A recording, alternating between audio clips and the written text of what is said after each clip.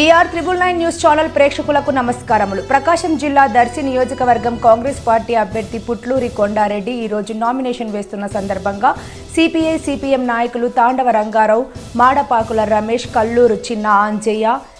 మరియు కాంగ్రెస్ పార్టీ నాయకులు కర్ణా పుల్లారెడ్డి, కొండా గురువయ్య, చిన్నకోటయ్య, పొట్టయ్య, సాయి, కృష్ణ, రాము తదితర నాయకులు, అభిమానులు, కార్యకర్తలు కలిసి ర్యాలీగా బయలుదేరి నామినేషన్ వేయడం జరిగింది. అనంతరం కాంగ్రెస్ పార్టీ ఎమ్మెల్యే అభ్యర్థి పుట్లూరి కొండారెడ్డి మాట్లాడుతూ దర్శి నియోజకవర్గ స్థానికుడను ఒక రైతు బిడ్డగా ప్రజలకు సేవ చేసే అవకాశం కల్పించమని దర్శి ఓటర్ మహాశైలను కోరుతూ దర్శి నియోజకవర్గం అభివృద్ధి చెందాలంటే కాంగ్రెస్ పార్టీ అధికారంలోకి రావాలి. రాష్ట్రానికి ప్రత్యేక హోదాతో పాటు పోలవరం ప్రాజెక్టు పూర్తి చేయడం, అమరావతి రాజధానిగా చేయడం, రైతుకు 2 లక్షల రుణమాఫీ, 500 రూపాయలకి గ్యాస్ సిలిండర్, ప్రతి పేద మహిళకు సంవత్సరానికి 1,00,000 రూపాయలు ఇవ్వడం, వికలాంగులకు పెన్షన్ 6,000 రూపాయలు చేయడం, వృద్ధులకు వృద్ధాప్య పెన్షన్ 4,000 రూపాయలు చేయడం, దొనకొండ ఏరియాని ఇండస్ట్రియల్గా చేయడం, ఈ నియోజకవర్గంలోని నిరుద్యోగులకు ఉద్యోగాలు కల్పించడం, ఇటువంటి అనేకమైన పథకాలతో దర్శి నియోజకవర్గాన్ని అభివృద్ధి చేయడం జరుగుతుందని తెలియజేశారు.